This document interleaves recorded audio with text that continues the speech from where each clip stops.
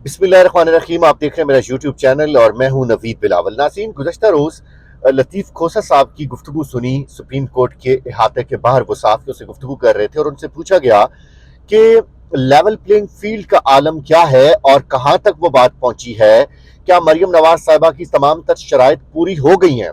और उनसे ये भी पूछा गया कि जब चीफ जस्टिस ऑफ पाकिस्तान या सुप्रीम कोर्ट के जजेस खुद ये बात कहना शुरू कर देंगे कि भाई प्रेस कॉन्फ्रेंस करो और मामला खत्म करो और अपने ऊपर से केसेस हटवाओ, तो फिर सुप्रीम कोर्ट के ऊपर कौन यकीन करेगा और सुप्रीम कोर्ट के पास फिर इस उम्मीद के साथ कौन आएगा कि यहाँ पर इंसाफ की तवक्को रखी जा सकती है, इंसाफ यहाँ पर मिल सकता है। तो लतीफ खोसा साहब ने इसका ये जवाब दिया। साबिक गवर्नर पंजाब हैं और सीनियर तरीन कानूनदान है, पाकिस्तान पीपल पार्टी के साथ उनका ताल्लुक है और मोहतरमा बेनज़ीर भुट्टो शहीद के साथियों में से समझे जाते हैं, बहुत सीनियर कानूनदान है। उनकी जानिब से यह कहा गया कि कानून आपको कहां पर नजर आता है, कहां पर है कानून इस मुल्क में? आपको तो इस मुल्क में कानून की जो हैसियत है वो बहुत अच्छे से नजर आ रही होगी कि जो शख्स इसी सफेद संगमरमर की बिल्डिंग से नाइंसाफी करके, इसके साथ एक वादा करके और इसका तकद्दुस और उसकी जो तकरीम और इज्जत है उसकी पामाली करके, उसकी धज्जियां उड़ाकर एक स्टाम्प पेपर देकर गया कि मैं बीमार हूं, मुझे इलाज करवाना है। और गारंटी देने वाला कौन था? उस शख्स का वो भाई जो इस वक्त प्राइम मिनिस्टर ऑफ पाकिस्तान है, जिसने ये गारंटी दी कि मेरे भाई को इजाजत दी जाए मुल्क से बाहर जाने की, क्योंकि उनके इलाज का मसला है। और वो जब मुल्क से बाहर चले गए, उसके बाद उस शख्स को जिसने सुप्रीम कोर्ट के वकार की धज्जियां उड़ाई और सुप्रीम कोर्ट के साथ एक मजाक किया, वो शख्स जो कि इश्तिहारी है, जो कि मुजरिम है, मफरूर है, इसी सुप्रीम कोर्ट से उस शख्स की गारंटी देने वाले उसके सगे भाई को प्राइम मिनिस्टर ऑफ पाकिस्तान बना दिया गया। तो लतीफ खोसा साहब कहते हैं, कहां पर है आईन और कहां पर है कानून की अमलदारी? फिर उनसे यह पूछा गया कि मरियम नवाज साहिबा जिस लेवल प्लेइंग फील्ड की बात करती थी वो कहां तक पहुंची है? तो उन्होंने ये कहा कि मैं सबसे पहले तो खिराज तहसीन पेश करना चाहता हूं मरियम नवाज साहिबा को कि उन्होंने जो कुछ कहा वो कर दिखाया। उन्होंने ये कहा था कि इस मुल्क में इलेक्शन का सोचना भी मत, जब तक हमें लेवल प्लेइंग फील्ड नहीं मुहैया की जाती। लेवल प्लेइंग फील्ड से उनका मुराद ये था कि जिस तरह नवाज शरीफ साहब की पार्टी को तोड़ा गया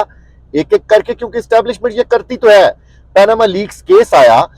तो उस वक्त 2/3 अक्सरियत से तकरीबन नवाज शरीफ साहब की गवर्नमेंट फाल थी और मैं ये समझता हूं कि उस वक्त कदर बेहतर तरीके से काम कर रही थी, लेकिन इन्होंने जरूरी समझा उनको निकाल दिया।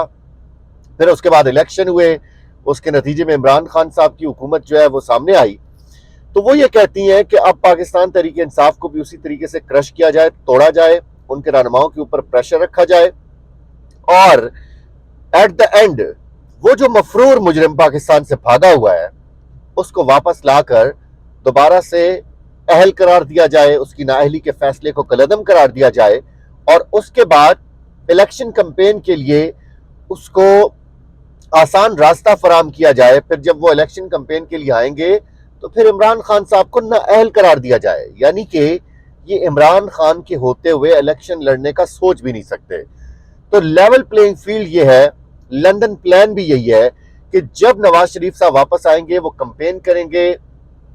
नवाज शरीफ साहब क्राउड पुलर तो थे, लेकिन अब तो जाहिर है इमरान खान ने इन तमाम लोगों को नंगा कर दिया, इनकी वो इज्जत नहीं है। अब वो इस तरह से जलसों में खड़े होकर बेवकूफ लोगों को नहीं बना सकते जिस तरह से पहले बनाते थे। तो उनका ये ख्याल है कि वो जाएंगे, जलसों में जाकर आवाम से मुखातिब होंगे, अपना वोट बैंक जो है उसको बूस्ट करेंगे और फिर लेवल प्लेइंग फील्ड मिल जाएगी। तो लतीफ खोसा साहब ने यह कहा है कि लेवल प्लेइंग फील्ड इससे ज्यादा क्या हो सकती है कि जनरल ज़िया-उल हक के दौर में जब तशद्दुद किया जाता था, कौड़े मारे जाते थे,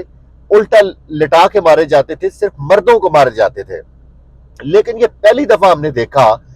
कि रावलपिंडी की सड़कों पर भी, इस्लामाबाद की सड़कों पर भी औरतों को बालों से पकड़ पकड़ कर घसीटा जा रहा था और औरतों के ऊपर तशद्दुद। उनका यह कहना है कि मैंने अपनी जिंदगी में कम से कम किसी औरत के ऊपर इस तरह का तशद्दुद नहीं देखा, इस तरह का तशद्दुद किसी औरत के ऊपर होते हुए नहीं देखा। और जिस तरह से पाकिस्तान तहरीक इंसाफ की जो वर्कर्स थे, जो सियासी रहनुमा थे, اور خاص طور پر خواتین جو تھیں ان کے ساتھ ان کے ساتھ جو جیلوں میں جو سلوک کیا گیا، اور اس کے بعد جس طریقے سے ان سے پریس کانفرنسز کروائی گئیں، ان کی بیٹیوں کی ویڈیوز دکھا کے، ان کے اہل خانہ کی ویڈیوز دکھا کے، یہ سین اس سے پہلے ہسٹری میں کبھی بھی نہیں ہوا۔ تو لطیف کھوسہ صاحب کا یہ کہنا ہے کہ لیول پلینگ فیلڈ اس سے زیادہ کیا ہوگی، لیکن وہ یہ کہہ رہے ہیں کہ مریم نواز مٹھائیاں بانٹنے میں دیر نہیں لگاتی، لیکن ان کو بعد میں سمجھ آتی ہے۔ جو جمعے والے دن جو ایکٹ کے حوالے سے جو فیصلہ آیا سپریم کورٹ میں کہ پنجاب میں الیکشن کے حوالے سے، انہوں نے کہا وہ سسٹین نہیں کر سکتا، وہ ایکٹ، وہ قانون جو ہے وہ سسٹین نہیں کر سکتا۔ اور خاص طور پہ انہوں نے ان تمام پارٹیز کو تنبیہ کرتے ہوئے کہا ہے، بشمول بلاول بھٹو زرداری، کہ آپ کیا سمجھتے ہیں کہ یہ صرف ایک پارٹی کے ساتھ ہو رہا ہے؟ اگر آپ ایسا سوچ رہے ہیں تو ایسا سوچے بھی مت، یہ تمام پارٹیز کے ساتھ ہونا ہے، کیونکہ اس سے پہلے پیناما لیکس کیس کے سلسلے میں بھی نواز شریف صاحب کی حکومت کا تختہ گول کیا گیا۔ اس سے پہلے 1999 میں بھی یہی نواز شریف صاحب تھے جن کو اٹک قلعے میں قید رکھا گیا، ہتھکڑیاں لگا کر جہاز کی سیٹ کے ساتھ ان کو باندھا گیا، اور ان کے اوپر مختلف کیسز اور مختلف جو ہے مقدمات بنائے گئے۔ اور اس کے بعد یہ ایک ڈیل کے نتیجے میں، غیر قانونی ڈیل کے نتیجے میں، کیونکہ یہ پھر بھاگنے میں زیادہ دیر نہیں لگاتے، یہ فوراً سے پہلے کہتے ہیں کہ میرے ساتھ کوئی معاہدہ کر لو اور مجھے ملک سے باہر بھیج دو، تو انہوں نے اس وقت ڈیل کرنے میں بہت جلدی کی تھی اور یہ چلے گئے تھے۔ تو ان کا یہ کہنا ہے کہ آپ مت سمجھیں کہ پاکستان تحریک انصاف کو صرف کرش کرنے کا پروگرام ہے، اس کے بعد یہ تمام پارٹیوں کے ساتھ ہوگا، اور جو موجودہ پارٹیز ہیں جن کو یہ سمجھ نہیں آ رہی، جو اس کو اپنی بہت بڑی کامیابی سمجھ رہی ہیں کہ شاید پاکستان تحریک انصاف کو اس طرح سے توڑ کر الیکشن جیتا جا سکتا ہے، یہ ممکن نہیں ہے۔ ملتے ہیں اگلے ویلاگ میں۔